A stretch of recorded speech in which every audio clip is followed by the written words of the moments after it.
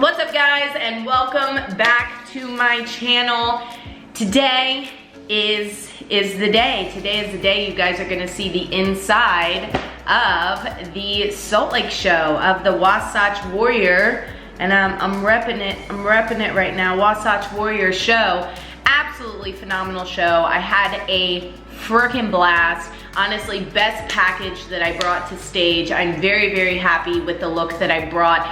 I personally, to be completely honest, did not get a ton of content, so the content you are gonna be seeing is all been recorded by my coach, Paul. Shameless plug, throw Paul in here. You can check him out on his YouTube channel. Also, he posted a whole video of the entire show, and I was there with one of his pros, Jessica, so I'll throw her in here too. I think that she did a vlog for it also. I'll throw her YouTube in here too for you guys. You can check it out. But honestly, the whole entire time I was in Salt Lake, I was so hyper focused on just showing up and doing my absolute best that I didn't even pull out my camera one time. And the whole time I was there, Paul was vlogging, Jessica was vlogging, and I was like, you know what?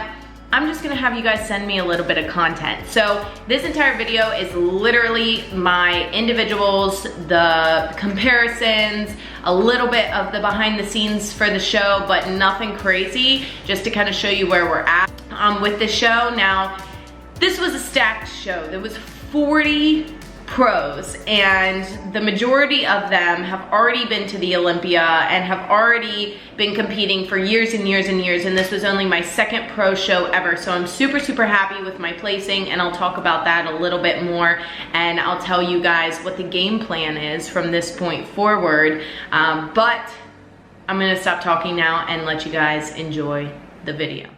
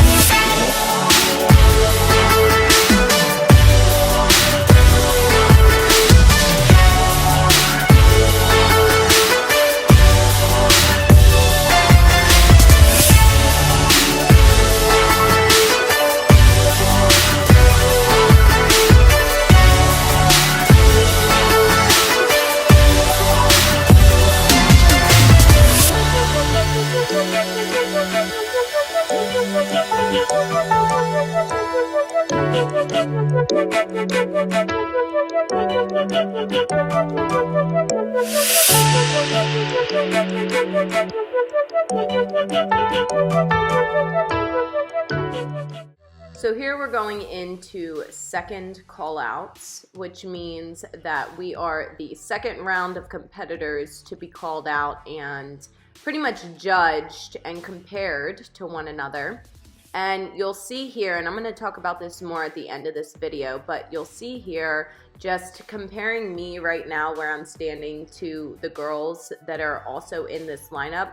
My legs are exponentially smaller than the majority of these girls, and with my posing, which I'll talk about more, it looks like my shoulder is pretty much non-existent, especially compared to a lot of these girls. They have bigger upper bodies, but they're also about a foot shorter than me. I mean, look at the girl to the left of me. She's literally, the top of her head is at my shoulders. So because I'm such a tall competitor, my muscle bellies are super, super long. So it's very difficult for me to put on extra muscle mass, but it's doable. It just takes a long time. So you can see here where they switched me with Shelby.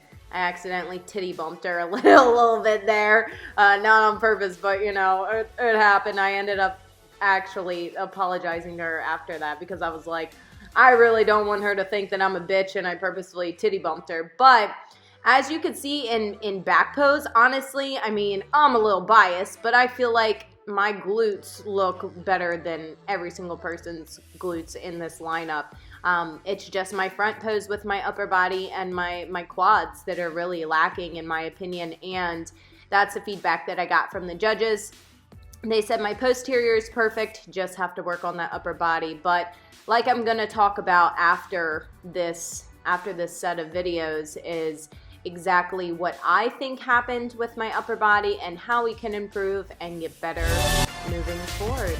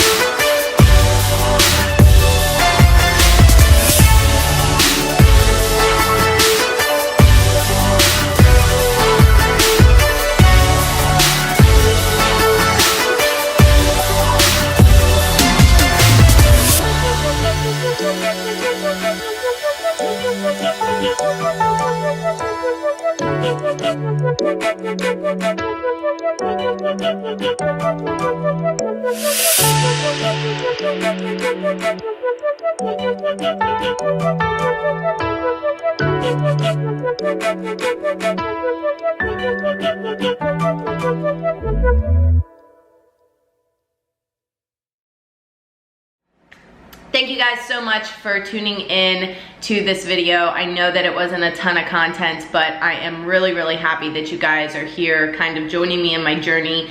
If you follow me on Instagram, then you kind of already know going into this show, I was having a pretty tough time. And if you don't follow me on Instagram, do it now, because I do daily Instagram stories screaming at y'all, telling y'all about my life and kind of opening up a little bit more and getting a little bit more personable on my Instagram every single day through my stories. But I was stuck in Florida for weeks and I was exhausted, and I honestly going into the show was pretty resilient because I obviously didn't give up. I obviously kept going, but it was pretty awesome because I definitely looked the best that I've ever looked. Now, feedback from the judges, because I stayed after the show and I got some feedback. I did end up placing 12th out of 40, which is phenomenal, but we placed 7th at Clash, so we went down a little bit, even though that show was much harder and freaking stacked. There was some phenomenal competitors there. We did go down in placing, and so I asked for feedback and at Clash, and they told me flare my lat less and try your best to put on some mass. Now, between Clash and Salt Lake, we had 2 weeks, and I did put some muscle mass on my quads, but I didn't put any muscle mass on my upper body, and because I stopped flaring my lat in my front pose, it looked like my shoulder didn't exist, which is a freaking bummer. So it made me look smaller than I already am, because I need to remind you guys that as a 5'10" natural athlete, it is freaking hard to put muscle mass on my body. I am lengthy. My muscle bellies are super long. It is so hard to put muscle mass on. So I'm happy with the package that we brought, but our feedback was still need to put on more muscle mass. And I feel like just taking some time to reflect and looking at the pictures and looking at comparisons, I need to find a happy medium with my posing. Honestly, I feel like I can create the illusion that I have more muscle mass with some minor adjustments in my posing. So I don't need to not flare my lat, I just need to flare it less than I was, because I almost went from one extreme to the other. I went from flaring it like a crazy person and really over exaggerating it to then just standing there, which completely destroyed my shape. Like I had no shoulders because I wasn't flaring anything. So I feel like, and then if I turn my toe, these are all technical things, if I turn my toe to the side a little bit more in my front pose,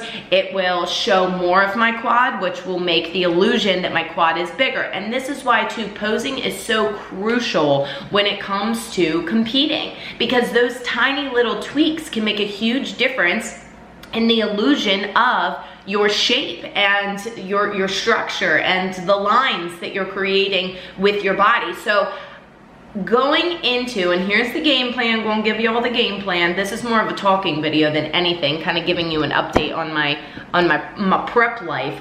I do need to grow, but within the next 2 weeks, because Pittsburgh is in 2 weeks, within the next 2 weeks, I am going to keep calories pretty high, around like 300 grams of carbs. We're keeping calories high, we're keeping cardio low, and we are training hard. We are training as hard as we possibly can to put on as much mass as we possibly can within the next 2 weeks, because we're going to do Pittsburgh. Now, I already signed contracting. So before I even got feedback from Salt Lake, I already signed contracting, so I have to go. I already committed to Pittsburgh, and it's only a 5-hour drive from where I live, because I do live in the Washington, D.C. area. So we're going to Pittsburgh, all right? So we're hustling it out over the next 2 weeks to see what we can do. I'm gonna adjust my posing. I'm going to, I feel, this is so minor, but I feel like I'm gonna make my lip color a little bit darker because it was a little light on stage. I'm going to keep the hair the same, keep the tan the same, keep the suit the same, all that stuff that's working makes me super happy. Best package by far, and I'll put some pictures around here for you guys. Best package by far that I ever brought to stage, but we can always do better. I'm gonna try to put some mass on, gonna adjust my posing, and go to Pittsburgh and see what happens. Now, if we go to Pittsburgh and my feedback is still, I need more muscle mass, we're going to decide then, are we gonna do girl power a week later and see if we get in front of different judges, because it's been the same judging panel. If we get in front of different judges, are they gonna give us different feedback? Or are we gonna take time off and possibly compete in June at the DC Pro, because that's a new show and that's like fucking 45 minutes from me. So are we gonna do that, or are we gonna take the rest of the year off and try again next year? So there's so many different options that we have here, and it really just depends on feedback. It depends on what they tell me, and depends on how I'm placing. You know, 2021 Olympia is still the goal. That's still the goal. whether it's an overall win or through points. You know, that's still on my radar. But if it doesn't happen, then it is what it is. You know, this is my first year ever competing as a pro. So I can't step on stage and expect to win the very first show that I ever freaking do. You know, the fact that my pro debut, I got 7th, which is freaking phenomenal. And then the second pro show I ever did, I got 12th out of freaking 40 pros, and it's my only second pro show ever in my entire life, tells me that I'm at least doing something right. You know, it's not like I'm getting dead last and they're telling me, oh no, you suck, literally don't even compete. Like, I'm placing in these top ranks, which tells me that I have what they're looking for. I just need to make a couple minor adjustments, right? I'm never gonna be perfect. I'm not gonna step on stage and win an overall the second that I step on stage, the first time I do it, but I don't need to, like, when they tell me no, not right now, you just need to work on something, I'm not gonna get discouraged and go, oh, well, I suck at this and I'm just not gonna do it anymore. I'm gonna take the feedback and I'm gonna go, okay, I need to make adjustments. And I 1000% agree with the feedback. I am one of the smallest competitors up there. I agree. I need to put on muscle mass. I agree with that. I agree with my 7th place placing at Clash, and I agree with my 12th place placing at Salt Lake. When I look at the comparisons, my shoulders literally hardly existed. Like, I agree with where they're placing me, and I agree with the feedback. So now all I have to do is take that time to either grow or take that time to adjust my posing and grow. But I mean, it's a process, and that's what's so cool about this sport that I love so much, is that it's bodybuilding, right? And that's where I feel like a lot of people, they don't take the time that it requires to build their body. Right? Everyone's obsessed with, I need to get lean, I need to get shredded, I need to step on stage, but it's not called body shredding, it's called body building. And in order to build your body, you have to be okay with taking a serious off season and lifting heavy year round and not bullshitting when you actually have the time to put muscle mass on and only going hard when you're in prep. Like, that doesn't make sense. And so that's why, and I mean, I've been competing since 2014, and people are always like, how long has it taken you to get here, blah, blah, blah. But that's why I feel like, honestly, I have excelled in this sport so quickly as a natural athlete. Because here's the thing, if you're on drugs, in about 6 months, you can put on some serious fucking muscle mass. Unless you have like insane genetics, it's very difficult as a natural athlete to put on muscle mass that quick. As a woman, also, keep in mind. So if you want to actually put on muscle mass as a natural athlete, it's gonna take time. So I feel like 2014 was my first show, August of 2014. So 14, 15, 16, 17, 18, 19, 20, 21. So I've been competing for a while now. All right, it's been a while. It's been like 8 years that I've been in the circuit competing and training and, you know, creating the look that I have. And guess what? I'm still not even where I need to be. I'm still not big enough. So going into this, if you're a new competitor, or maybe you've competed a couple times, but you're super bummed that you keep not placing well, or you're super bummed because you just feel like you don't have the look yet, be okay with taking the time to grow. And when you are taking the time to grow, take it seriously, because it is a process. It's called bodybuilding. And until you fall in love with the process behind bodybuilding and you detach from the result, then you're not going to have longevity in this sport.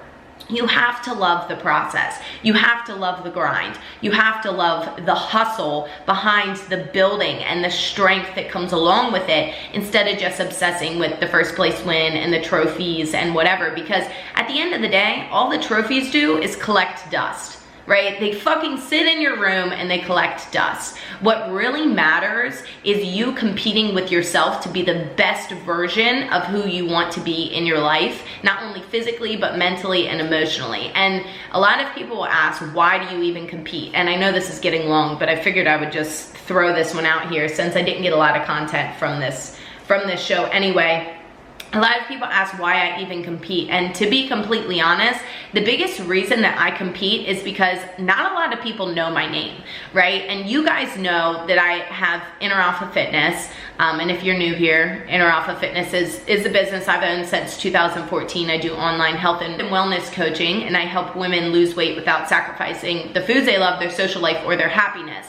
And to be completely honest, the biggest reason why I compete is because people don't know my name, and if I can be the best that I possibly humanly can be in the bodybuilding industry and I get my name out there, then I can impact more women and I can help more women. And if no one knows me, then I can't reach a lot of people, right? I can't help a lot of people because no one knows me. Why are people gonna reach out to me, or why are people gonna connect with me and allow me to help them, right? We're gonna do a little business coaching right now. There's 3 reasons people will work with you, and that's if they know, like, or trust you, right? K-N-O-W, know, like, or trust you. And if they don't know, like, or trust me, they're not gonna work with me, and then guess what? I can't help them.